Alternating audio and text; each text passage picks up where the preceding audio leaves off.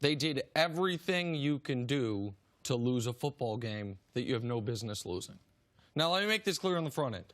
I still believe in this football team.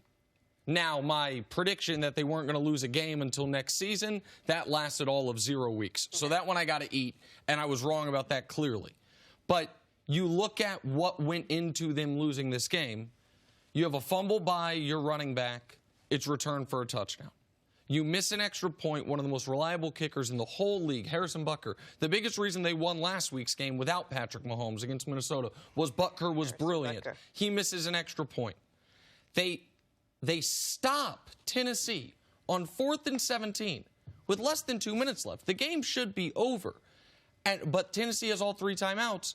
And on 3rd and 2, they run a weird quarterback rollout where it comes into play, you could lose yards because you don't want Mahomes to throw it away because you want the clock to run. And now all of a sudden you have a far more difficult field goal. On that field goal, the ball is snapped too early or the holder's not ready, one of the two. And then you give up a drive to Ryan Tannehill. And then on the next field goal, you let it get blocked. Every single one of those things had to happen in order for the Chiefs to lose a game that is a crushing loss for them, because you almost at this point can just wave goodbye to the bye. Like they're still in first place in the division, but the Raiders are coming. Now, I think the Chiefs will win the division. I'm not concerned about that, but the best way to the Super Bowl is a bye. The even better way is home field advantage. And when you give away a game like that, you lose the opportunity, certainly for the home field advantage and almost certainly for the bye. So it's a long list of reasons they lost. Patrick Mahomes, obviously not one of them. The only silver lining for the Chiefs is he came out and looked just like Patrick Mahomes looks. In fact, his ankle looked even better than before he had the knee injury, and so he was more mobile. He was sensational. But that's an inexcusable loss for a team that has legitimate Super Bowl aspirations.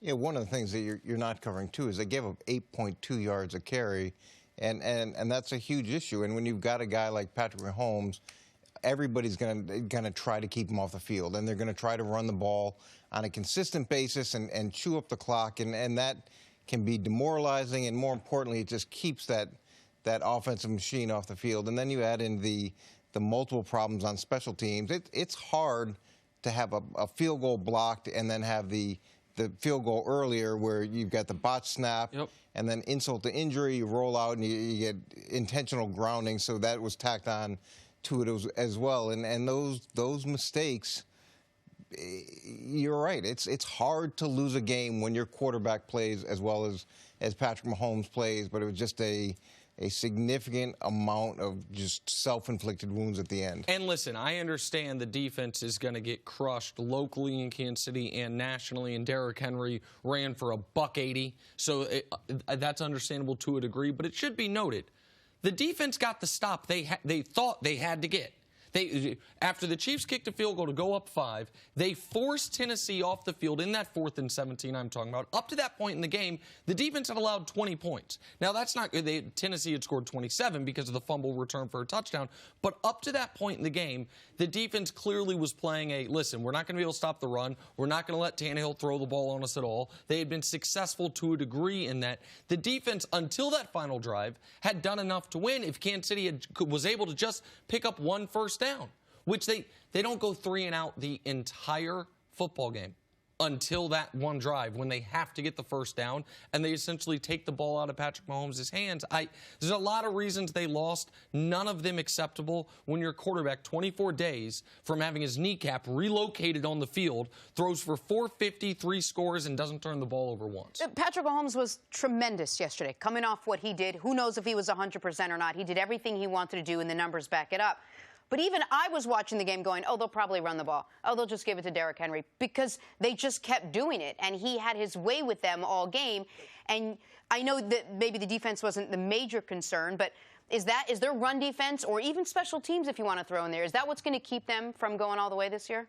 Yeah, defense has been the consistent problem, but when it's a problem with the run defense and teams can use that to control the clock and shorten the game, and look, everywhere I've been, when you face one of those elite quarterbacks, you've got to start with that first. It's, okay, how are we going to stop them? But how are we also going to keep them off the field and have long, sustained drives so that we're not in a fast break type game where we know we can't possibly match their offensive output. Yeah, that's a huge concern. And the mistakes on special teams, it's rare to see back-to-back mistakes like that on a field goal.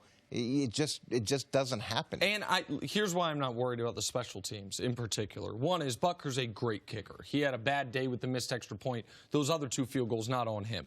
The bad snap, he never gets to kick. The other one, the Titans said afterwards they timed the snap, and that's why they were able to. It looked like they were offsides in real time, but they weren't. And so Butker, I'm not concerned with. And Dave Taub is one of the best in the world as far as coordinating special teams. They've been great at this for a long time. And the Chiefs are still a team nobody wants to play. They're still a team that in any moment, we talk about can they protect a lead, but no lead is safe against them. I still believe that they can be the AFC representative out of the Super Bowl. But a game like yesterday means in order to get there, they're almost assuredly going to have to win 3 playoff games. A game like yesterday almost assuredly ensures that they're going to have to win 2 of those playoff games on the road to get there. And Patrick Mahomes, I have immense faith in him. But we've never seen him play a road playoff game. Now we're going to have to see that, something Kansas City hoped they were going to be able to avoid this year. All right, time now for Put a Grade on It, sponsored by CarMax. Despite the loss, Mahomes, as we talked about, was fantastic. 446 yards, 3 touchdowns in his return from that dislocated kneecap. Nick, put a grade on Mahomes' game. You got to give him an A. The only reason it's not an A+ is because on that 3rd and 2, he wasn't able to make some type of magic, even though the play was broken down and iced the game right there. He was as good as any player in the entire league yesterday. I give him an A. Yeah, I give him an A as well, and I know I'm typically a hard grader, but when he comes back from the injury that he had, there's a lot of uncertainty. It doesn't matter who you are, but you go through that game wondering whether or not it's going to dislocate again, whether or not you're truly healthy, and for him to perform the way he did and not have it be an issue, it's got to be an A with the arrow pointing up. Yeah.